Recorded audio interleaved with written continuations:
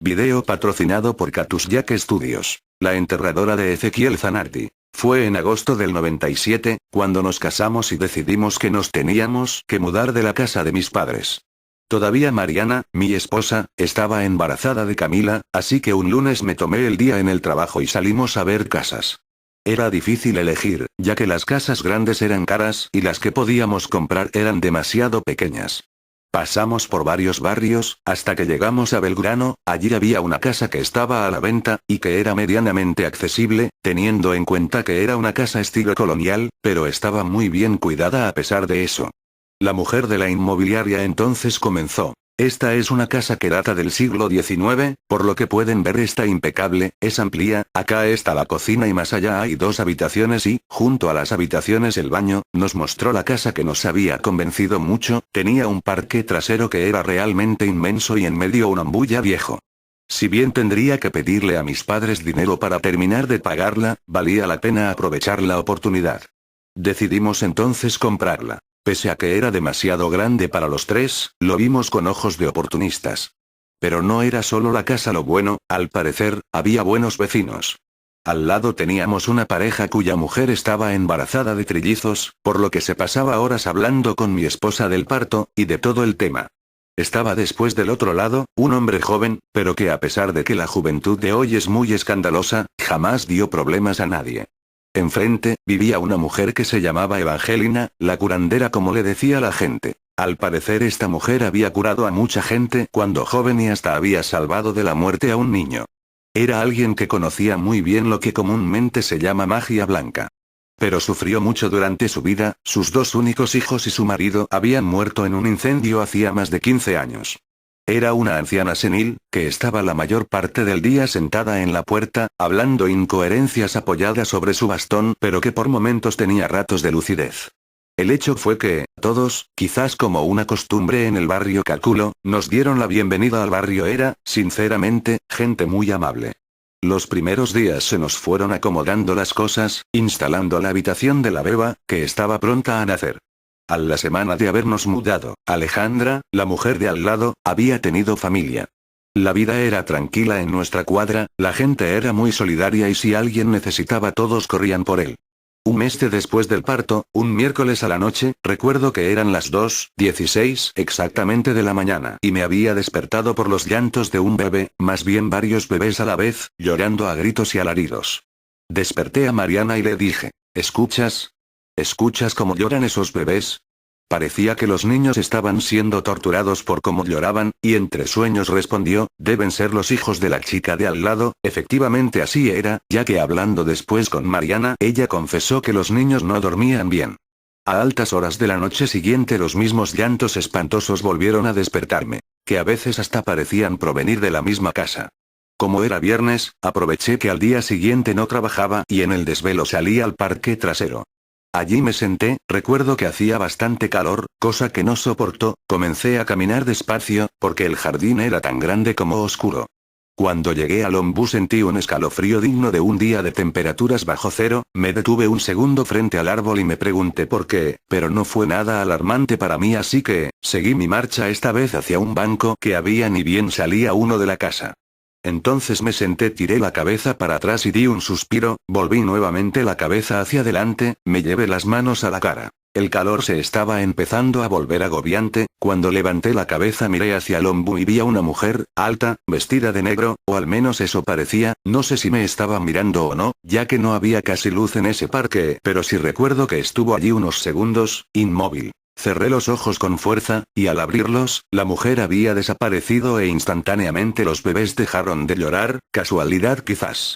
No sé si aquella mujer fue producto del calor, del estrés o del agotamiento que venía acumulando, el tema es que volví por 3 noches más a ver si aparecía aquella mujer pero nada sucedió, lo que me confirmó que lo de la noche del viernes, solo había sido una mala pasada de la mente. Unas semanas después, nació por fin Camila, y a los 3 días Mariana volvió a casa.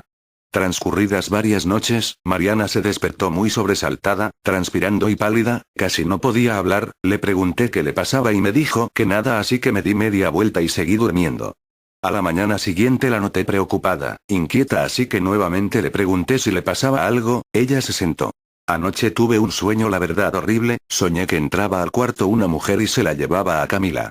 La mujer la tomó en brazos y cuando estaba saliendo de la habitación, desperté. Inmediatamente después recordé a la mujer que yo había visto aquella noche y le pregunté. ¿Cómo era la mujer?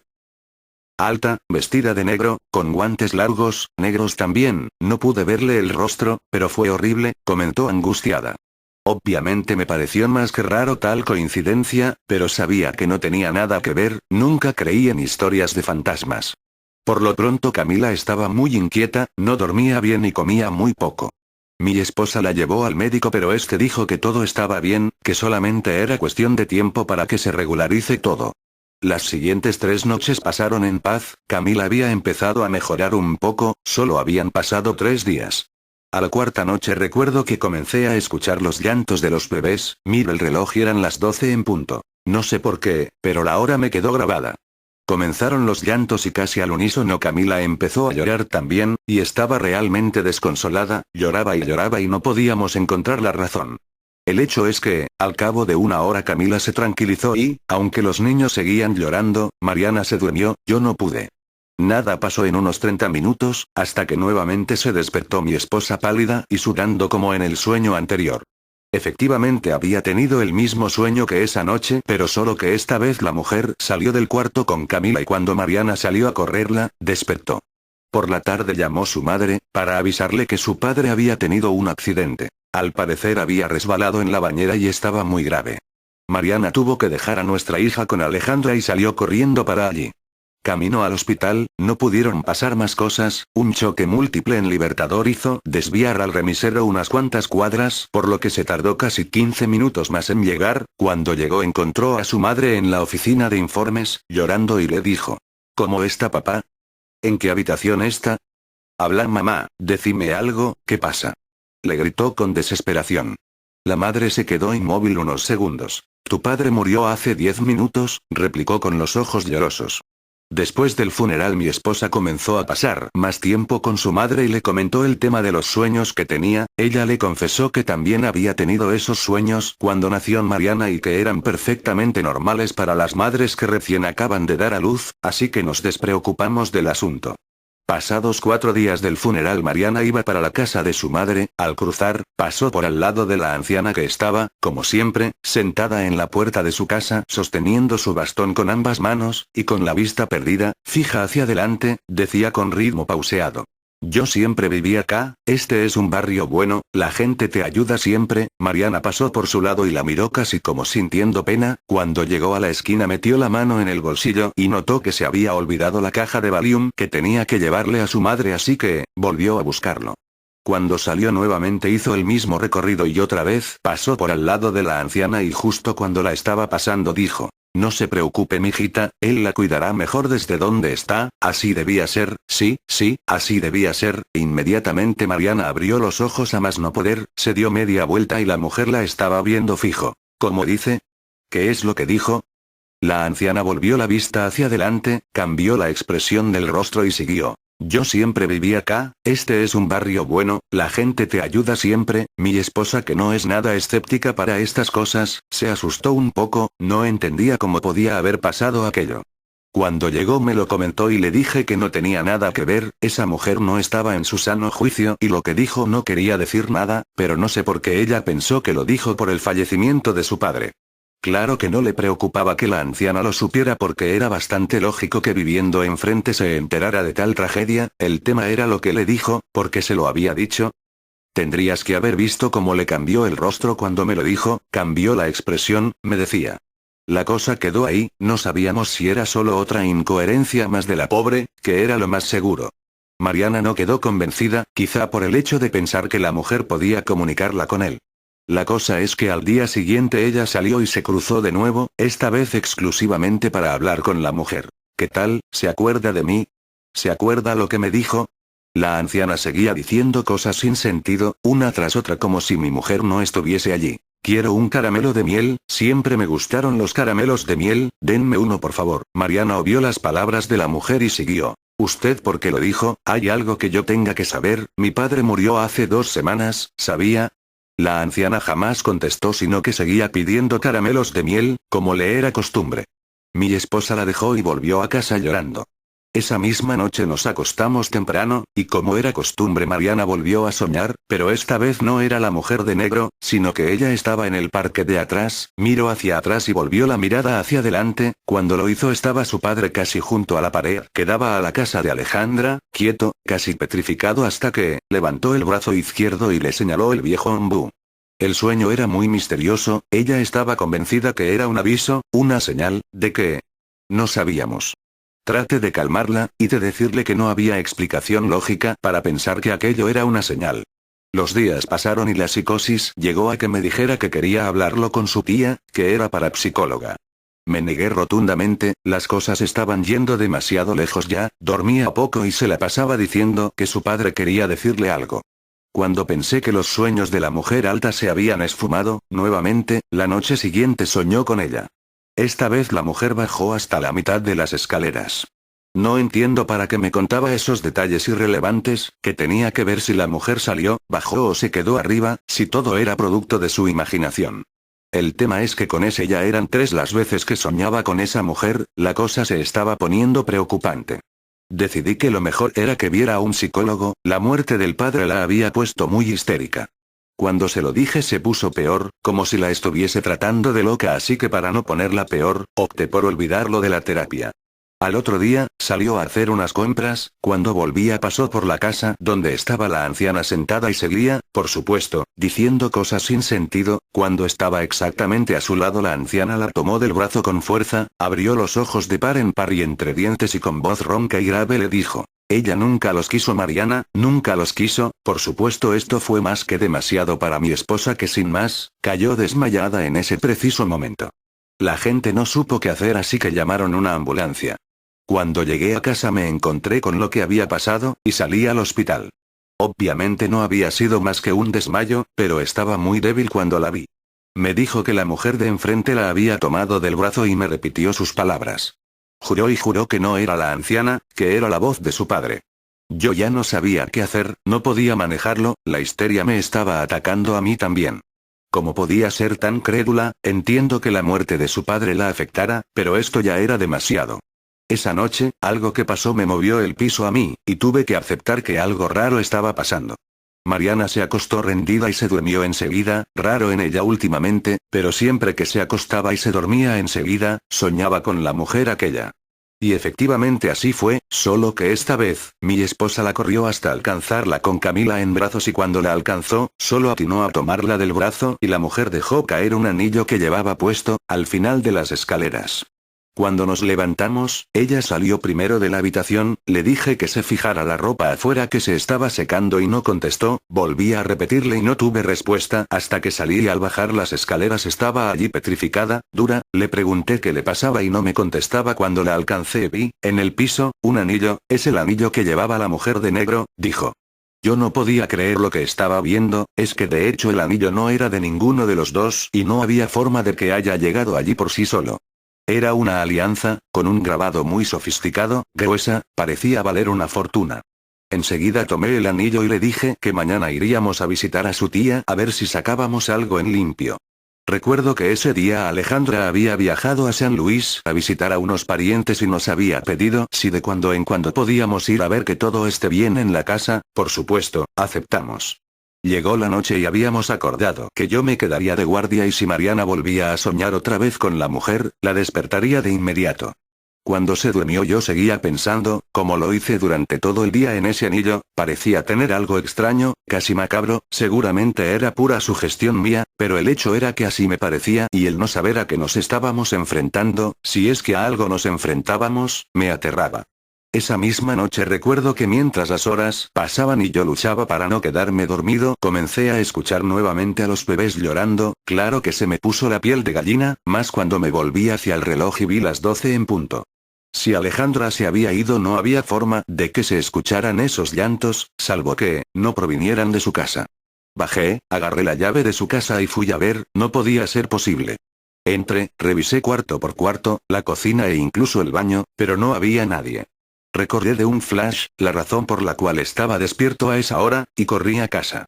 Llegué, abrí la puerta con violencia casi, y corrí arriba. Cuando abrí la puerta del dormitorio ella estaba aún dormida. A eso de las 2, cuando menos lo imaginé, comenzó a soñar, se movía de un lado al otro, pataleaba, la zamarreé con fuerza pero nada pasaba, parecía estar en trance. Nuevamente la zamarreé pero esta vez le grité, nada. Finalmente después de unos segundos se despertó sola, junto con Camila. Lo que no me cerraba, quizás era casualidad, que cuando se despertaba Mariana, casi en conjunto se despertaba Camila, ¿por qué? No lo sé, pero ya menos margen le dejaba a la idea de que las cosas que pasaban sean casualidades. A la mañana, por supuesto, fuimos a primera hora a ver a Ana, la tía de mi mujer, obviamente con el anillo. Salimos a las 8 de la mañana sabiendo que con suerte, llegaríamos a las 9:30, vivía en José C. Paz. Primero fue el colectivo, no solo tardó años en venir, sino que cuando subimos, a los 20 minutos pinchó y tuvimos que bajarnos a esperar el de atrás. Llegó el colectivo después de media hora. Cuando llegamos a la estación de tren, el hombre de la boletería nos dijo que teníamos que esperar, que había un problema con la locomotora y que era cuestión de minutos y el tren saldría. El tren se demoró 45 minutos, por reloj y controlados. Subimos al tren y en mitad del trayecto, casi en la estación del Palomar, él se cruzó un auto en medio de las vías, el maquinista frenó a más no poder y el tren se descarriló. Atiné a abrazarlas fuerte a las dos, y esperar que nada pasara. Bueno, nada pasó, por milagro o no sé qué, estaban bien las dos, yo terminé golpeándome fuerte la cabeza con la puerta que daba al vagón siguiente, tanto que hasta sangraba, no mucho, pero sangraba. Mariana estaba en el mismo asiento en el que se había sentado cuando salimos de retiro, pero sin rasguños, no le había pasado nada, ni siquiera había caído al pasillo. Salimos como pudimos del tren y cuando nos bajamos, desde adentro, esta vez ambos lo vimos, el padre de Mariana estaba allí, en el asiento que yo estaba, al lado de Mariana, nos saludó y desapareció. Después de la locura, fuimos a una remisería. Finalmente llegamos, a las 11 menos 10, a la casa de Ana. Nos hizo pasar, lo raro fue que no nos preguntó qué había pasado sino que directamente nos sentamos y nos pidió que le contáramos, con lujo de detalles, qué es lo que estaba pasando. Empezamos por contarle lo de los llantos de los bebés, que hasta ayer creíamos que eran los hijos de una vecina y me dijo, decime, ¿te acordás a qué hora empezaban y a qué hora terminaban? Le dije que empezaban siempre a las 12 de la noche, todos los días desde que llegamos casi, y que terminaban cuando Mariana se despertaba o cuando llegaba la mañana. Le contamos también lo que había pasado con la anciana y los sueños de Mariana. Luego le dimos el anillo que tenía yo todavía en mi poder, cuando lo tomó inclinó de golpe la cabeza hacia atrás y lo dejó caer, bajó la cabeza y nos dijo que nos vayamos lo más pronto posible de allí, que en esa casa había alguien que no nos quería y que estábamos a salvo durante el día, ya que los espíritus malignos, como los llamó, solo tenían poder de 12 a 6 de la mañana. Simplemente eso, casi nos matamos por llegar acá y lo único que nos dijo fue eso, y un collar que nos dio que dijo que era para espantar a esta mujer.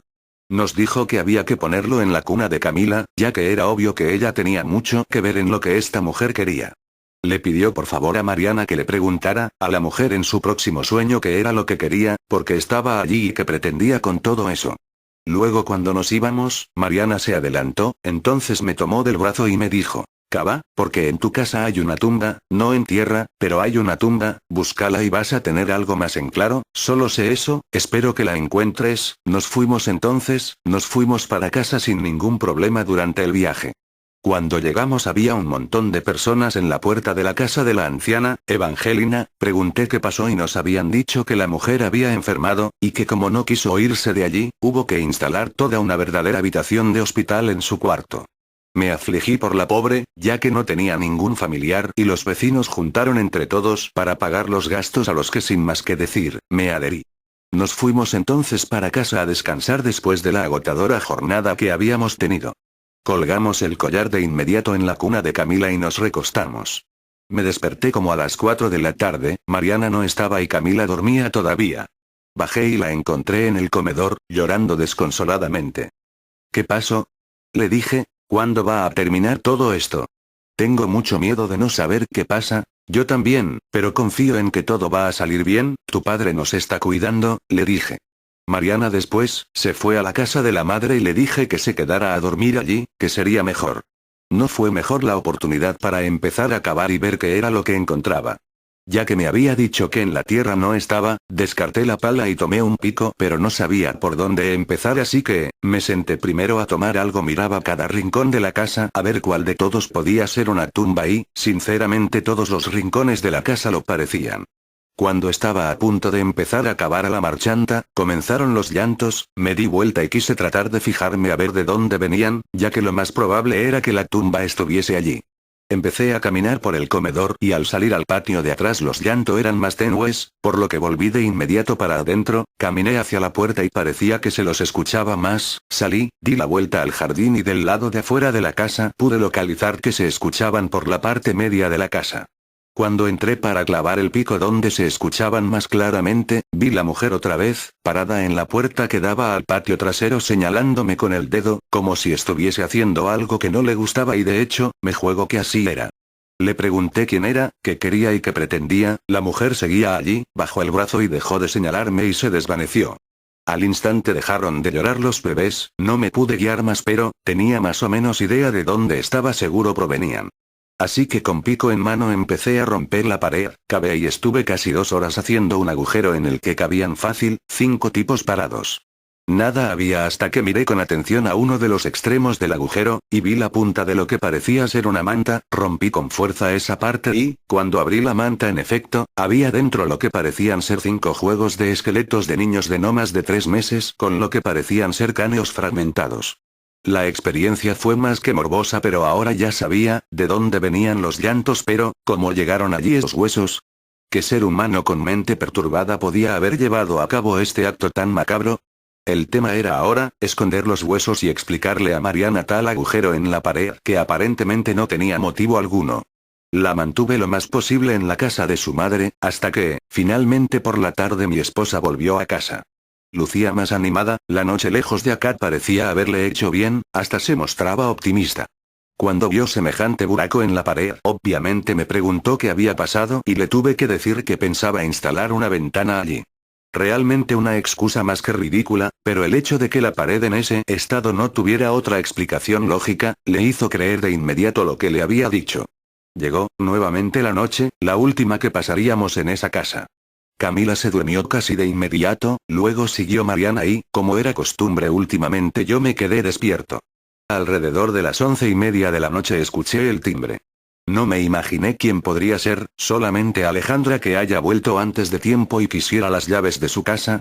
El hecho es que bajé intrigado ya, pues en otro momento no me hubiese preocupado el tema, pregunté quién era y dijeron: soy Claudio, el vecino, disculpe que lo moleste a esta hora, pero doña Evangelina ha estado insistiendo desde hace ya rato que quiere hablar con usted, no sé, supongo que quizás usted sepa de qué se trata. En ese momento las piernas se me aflojaron casi al punto de caerme ahora que...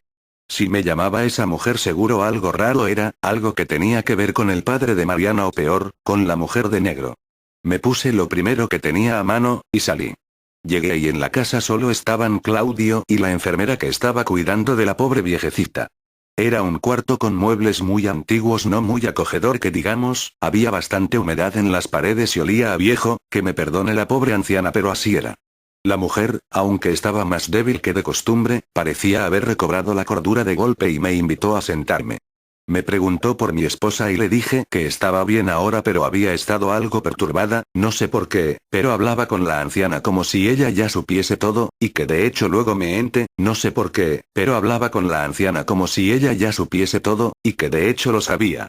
Yo igualmente le conté no sé por qué de los sueños que Mariana había tenido y ella me dijo que, en 1946, había vivido en la casa donde nosotros vivíamos, una mujer que se llamaba Antonia Cervello, que estaba casada y que trabajaba en la funeraria del marido y siempre estaba vestida de negro, era muy morbosa. Me contó que el marido era un hombre muy bueno, pero bravo cuando se enojaba, y ella era muy odiosa, nadie en el barrio la quería. La enterradora le decíamos, contaba. Una vez quedó embarazada de quintrillizos y siempre repudió y maldijo cuanta vez pudo por esos niños. Ella odiaba a los niños y decía que no quería tener ni uno en la casa, tanto que intentó 1000 formas de perderlos pero, no pudo. Una noche estaba en casa, por supuesto ya había dejado de trabajar con el marido y los niños lloraban, lloraban y lloraban desconsoladamente, ella trató de dormirlos por varias horas y los chicos no dejaban de llorar, entonces harta de escucharlos, bajó a la cocina, tomó un martillo que tenía su esposo en la caja de herramientas, subió y les aplastó el cráneo, uno por uno. Cuando el marido llegó vio tal acto de salvajismo de su esposa y se volvió loco, tanto que hizo ver que se había calmado y, cuando ella estaba juntando los escombros que habían quedado de sus hijos, vino por detrás con un cuchillo y le cortó la garganta, de oreja a oreja. Luego, como buen funerario que era, envolvió a los niños en una manta e hizo una tumba en la pared, decía que el suelo de su casa estaba maldito, siempre lo decía, y los puso allí. Después levantó el cadáver de la mujer y lo enterró junto al ombú que estaba en el patio trasero y cuando terminó el trabajo, se suicidó. Me dijo que la única manera de que dejara de aparecer era que la desenterrara, y le dé sepultura cristiana en un cementerio. No podía creer lo que esa mujer me había contado, no cabe ni en la mente del más salvaje de los animales acabar con sus crías tal como esa mujer lo había hecho. Habrá estado unos 30 minutos fácilmente hablándome de aquella macabra mujer y cuando terminó de hacerlo se retorció de tal forma que creí que le había llegado la hora, entró la enfermera, la revisó y la mujer dijo, ya está mija ya está, ya estoy bien, salga por favor que necesito hablar con este hombre, me miró entonces, me tomó de la mano y me dijo. Sé que la tía de su esposa le dio un amuleto para alejar a esta mujer de la cuna de su hija, pero créame que ella no se va a detener por un simple amuleto, hágame el favor, tráigalo, le dije que si lo traía mi hija estaría desprotegida y que no podía, bajo ningún punto de vista ponerla en peligro. A lo que me respondió. Confía en mi joven, el diablo sabe por diablo, pero más sabe por viejo, yo voy a orar por su hijita, la mujer me inspiró confianza, más después de tan demente historia así que accedí y fui a buscarlo. Llegué a casa y mi esposa dormía plácidamente, como si nada nunca hubiese pasado así que, sin hacer mucho ruido, caminé hacia la cuna de Camila y tomé el amuleto. Cuando crucé la calle para ir a llevárselo a la anciana me encontré con una escena aterradora entrando al cuarto. Estaba la mujer en la cama, tal como la había encontrado hace una hora casi, solo que estaba prácticamente consumida, con la piel verdosa y un olor espantoso, era solo piel arrugada pegada a ese frágil esqueleto, como si hubieses estado muerta por años y nadie la hubiese sacado de allí. Comencé a sudar sin parar, las manos me temblaban y las pulsaciones se me fueron a las nubes pero más fue mi asombro cuando vi a la pared, me puse pálido y sentí miedo como nunca en mi vida había imaginado que sería posible para un ser humano. En la pared está escrito con algo que aparentemente era sangre. Descanse en paz, ahora ella duerme conmigo, me di media vuelta al arrancar para empezar a correr tropecé con un macetero que había junto a la puerta. Corrí solo metros, pero que parecían kilómetros, tantas cosas me pasaron por la cabeza en esos segundos que tardé en llegar a casa. Abrí la puerta tan abruptamente que me caí hacia dentro de la casa, me levanté subiendo las escaleras de a cuantos escalones podía, entré al cuarto y no estaba mi esposa, ni tampoco Camila. Llamé de inmediato a la casa de mi suegra para preguntarle si estaba allá, pero ella no sabía nada. Bajé las escaleras, me senté en el comedor y lloré a más no poder, estaba histérico, pasé horas allí sentado hasta que, a las 4 de la mañana decidí tomar la pala y sacar el cuerpo de la mujer junto al ombú. Me dirigí entonces al jardín trasero, clavé la pala al costado izquierdo del ombú y nada había. Lo mismo hice del otro lado, pero esta vez, a los casi 2 metros de cavado me topé con algo duro, removí la tierra y era, en efecto, un ataúd arruinado por el paso de tiempo, con hendiduras por todos lados y un olor desagradable por cierto. Quité entonces la tapa del cajón y cuando lo hice supe, que desde ese momento no tendría más nada por lo cual vivir, estaba en el cajón el esqueleto de lo que parecía ser la antigua dueña de la casa y, en brazos el cuerpo estéril y frío de mi hijita Camila.